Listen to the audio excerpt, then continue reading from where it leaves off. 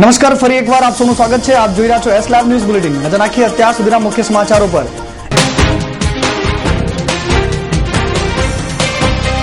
Indian tourism development બોર્ડના chairman પદે બાપુની નિમણૂક.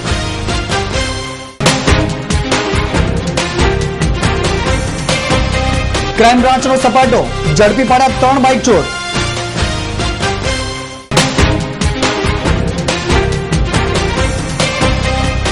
આદિવાસી અધિકાર યાત્રામાં ભાજપને આડે હાથ લેતા બાપુ મોઢવાડિયા.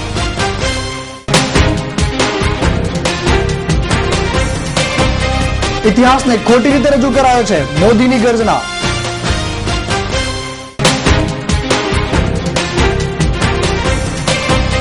રથયાત્રાની તડામાર તૈયારીઓ.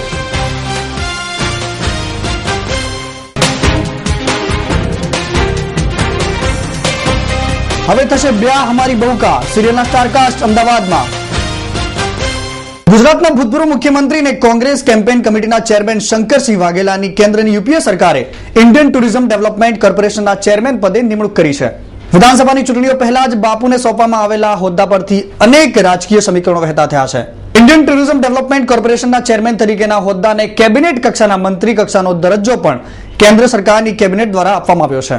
ગુજરાતના પ્રતિનિધિત્વને વધુ પડતું મહત્વ મળી હોય તેવું લાગી રહ્યું છે. શંકરસિંહની નિમણૂકને પ્રદેશ કોંગ્રેસ દ્વારા પણ આવકારવામાં આવી છે. દેશના પ્રવાસ અને લગતી નીતિઓને ઘડવા આ ઉપરાંત તેમને અમલની કામગીરી આ કોર્પોરેશન કરે છે.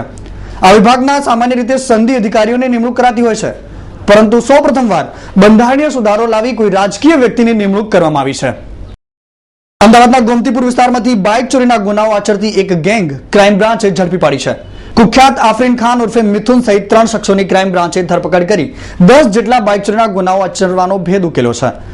ક્રાઇમ બ્રાન્ચની ટીમે રાધનપુર અને આસપાસના વિસ્તારોમાંથી વેચી દેવાયેલા ચોરીના 7 બાઇક જપ્ત કર્યા છે. શહેરમાં રથયાત્રા પૂર્વે જ ક્રાઇમ બ્રાન્ચને બાઇક ચોરીમાં મોટી સફળતા હાંસલ થઈ છે. પેટ્રોલિંગ દરમિયાન ગોમતીપુર વિસ્તારમાંથી રીઢા ચોર મિથુન અનવર ખાન પઠાણને બાઇક સાથે ઝડપી લઈ બાઇક ચોરીનો વધુ તાગ મેળવવાના પ્રયાસો હાથ ધર્યા છે.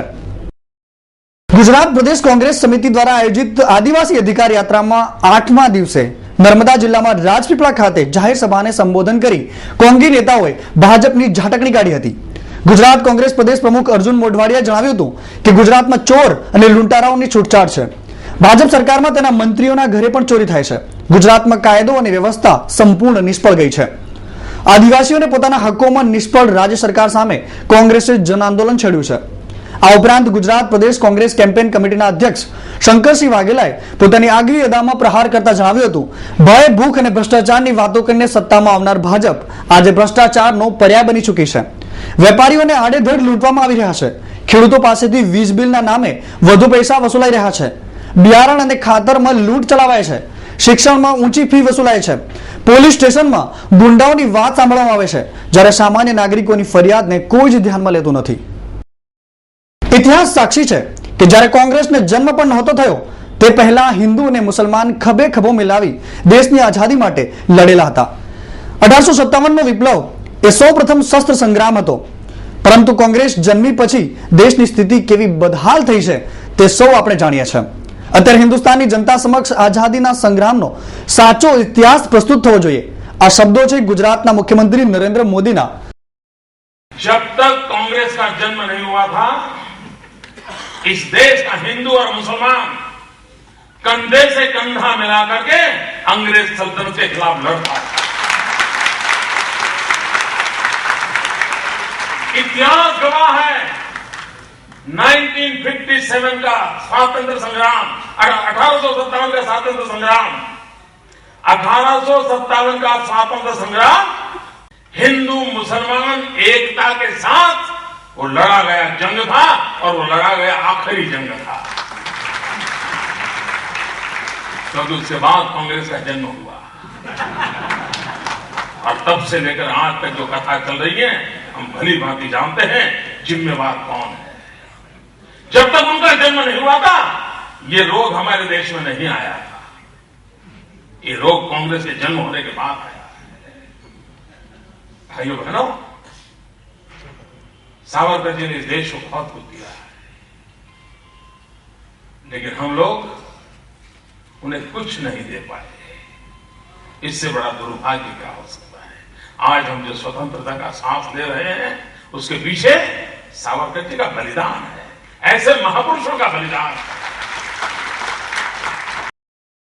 અને પ્રસંગ હતો વીર સાવરકરની 129મી જન્મ જયંતિ નિમિત્તે તેના પર બનેલી એ ફિલ્મ જે ગુજરાતી વર્ઝનમાં ડીવીડીના વિમોચનનો પ્રસંગ અને ત્યાં મોદીએ કોંગ્રેસ પર આકરા પ્રહારો કરવાનું છોડી નહોતું। અષાઢી બીજે શહેરમાં નીકળનાર ભગવાન શ્રી જગન્નાથજીની પૌરાણિક અને ઐતિહાસિક રથયાત્રાની તડામાર તૈયારીઓ આરંભાઈ દેવાઈ છે। રથના સમારકામ અને રંગોરંગાન 1.5 થી 2 લાખ કેસરી ઉપરણા પ્રસાદ માટેની મગની સાફ સફાઈની કામગીરી હાલ પૂરજોશમાં ચાલી રહી છે અને સમગ્ર મંદિરનું વાતાવરણ રથયાત્રાના માહોલથી દિવ્ય બની ગયું છે। અત્યારથી જ જગન્નાથ મંદિરમાં ભક્તોની ભારે ભીડ જોવા મળી રહી છે। રથયાત્રા અગાઉ યોજાતી જળયાત્રા મહોત્સવને લઈને પણ ભારે તૈયારીઓ ચાલી રહી છે। 4 જૂને સવારે શ્રી જગન્નાથજી મંદિરેથી ભવ્ય શોભાયાત્રા નીકળી સાબરમતી નદીના સોમનાથ ભૂદરના આરે ગંગા પૂજન કરવા જશે। પૂજન બાદ નદીમાંથી 108 કળશ જળ ભરી મંદિરે ભગવાન શ્રી જગન્નાથજીના ષોડશોપર પૂજન વિધિ કરી મહાજલાભિષેક કરવામાં આવશે। ત્યારબાદ અતિ વિશિષ્ટ ગજવેશ સ્વરૂપમાં ભગવાનનો શણગાર કરાશે અને અલૌકિક દર્શન બાદ ભગવાનના મામાના ઘરે સરસપુર જવા પ્રસ્થાન કરશે। ટેલિવુડ પડદે ઘણા સમયથી ગુજરાતી કલ્ચર ધૂમ મચાવી રહ્યું છે અને હવે ફરી એકવાર ગુજરાતી કલ્ચર પર બનેલી સિરિયલ તેના માટે સજ્જ થઈ જાઓ। વડોદરાના વૈષ્ણવ પરિવારની કથા પરથી તૈયાર થયેલી આ સિરિયલ ब्याह हमारी बहू का જેના પ્રમોશન માટે ગઈકાલે સ્ટારકાસ્ટ અમદાવાદના મહેમાન બન્યા હતા। સિરિયલના સ્ટારકાસ્ટ ગૌરવ ખન્ના, શ્રેણુ પારેખ, ગાયત્રી દેસાઈ અને પ્રોડ્યુસર જેડી મજેઠિયા અમદાવાદીઓ સાથે સિરિયલ અંગે મન ભરીને ગોષ્ઠી કરી હતી। ગુજરાતી કલ્ચર વધારે હાઇલાઇટ થઈ રહ્યું છે તે અંગે શ્રેણુ પારેખ અને ગૌરવ ખન્ના જણાવે છે, અમારા કેરેક્ટર હ્યુમરસ છે। સિરિયલના નામ પ્રમાણે તેમાં ઘણું બધું સસ્પેન્સ પણ સાથે સાથે મોડર્ન દાદીમાં ગાયત્રી દેસાઈ પણ એકદમ લાઈવ કેરેક્ટરમાં જોવા મળવાના છે અને સિરિયલના નામ પ્રમાણે તેમાં ઘણું બધું સસ્પેન્સ છે। તો આ અત્યાર સુધીના સમાચારોની ખાસ ગતિવિધિઓ માટે આપ જોતા રહો એસ લાઈવ ન્યૂઝ બુલેટિન। નમસ્કાર।